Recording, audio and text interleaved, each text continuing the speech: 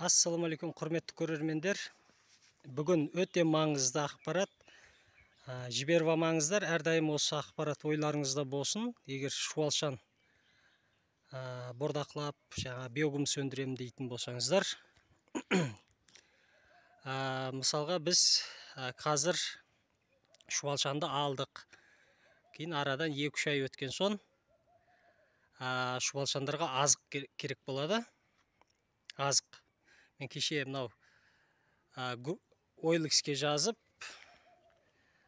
көң алдырған ем. Бір зил көң ақ келді.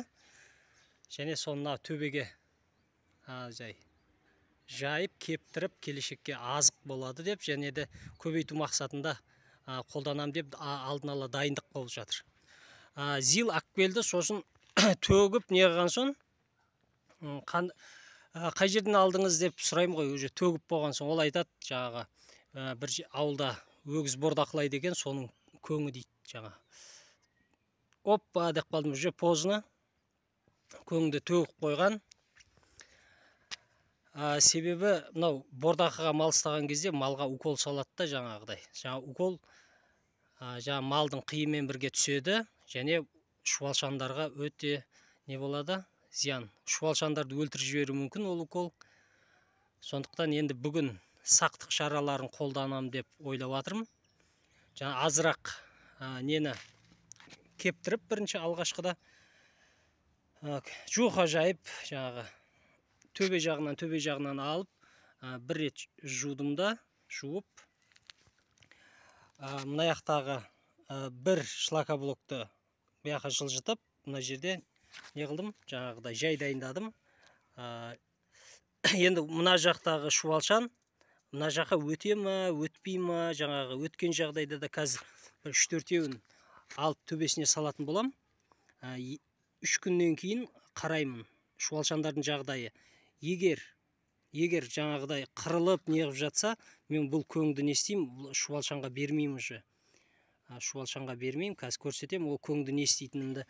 Жалпы отход жоқ, бірақ сонда да сәл әурешілік болады. Енді мынаны бірінші құрғатып, не істедім, жаңағы бір шайдым, және мына жақта өз бортымыздың жанына осы қойдым. Шуалшандар өте ме, өтпей ме деп. Және өз көздеріңізше қазір мына жерден алып, бір 5-6 шуалшан бар, осын төбесіне салдым, қараңыздар. Осы шуалшандарды енді мен не істеймін? Бір 3-4 күн бақылайын бұлардың жағдайын. Осы үстін жауып қоя салайын, қазір шөппен де жауып қоя салайық бұны. Жалпы бұл не үшін? Айтып өткендей, сақтық шаралары. Жауып қойдық. Суын құйып тұрам әдеттегідей қарайым ғой. Егер мен жаңағы осы жағдайды жасамай, төбесіне шашып, жаңағыдай не қылатын болсам, шуалшандарым жаппай қырылып, құр босқа менің 2 айлық жұмысым босқа кетеді, 3 айлық. Егерде көң жарамай қалатын жағдай болатын болса, түсірген көңім жаңағыдай өзін, әрине онда болмай-ақ қойсын ондай. Егерде сондай болатын жағдайда мен не істеймін? Мынандай тезек жасап шыға саламын. Бұны жасау тәсілі өте оңай. Жаңағы көңді сулап, концентрациясы тілім келмей қалды ғой. Жаңағыда осындай қою бірігетіндей қылып состоянияға келтіреміз да, осылай не істейміз? Тезек жасап шыға саламыз. Кейін оны біз қыста күні пешке саламыз, болмаса далаға ошаққа жағуға да болады.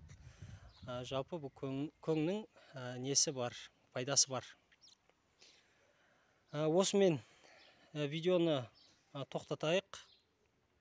Назар салып қарағандарыңызға рахмет. 3-4 күннен кейін тағы да жаңағы видео түсіретін болам. Жаңағы қазіргі шуалшандардың жағдайлары туралы. Келесі видеоларда кездескенше лайк басыңыздар, комментарияға сұрақтарыңызды қойыңыздар, подписка жасап, каналымызға қолдау жасаңыздар. Сау болыңыздар.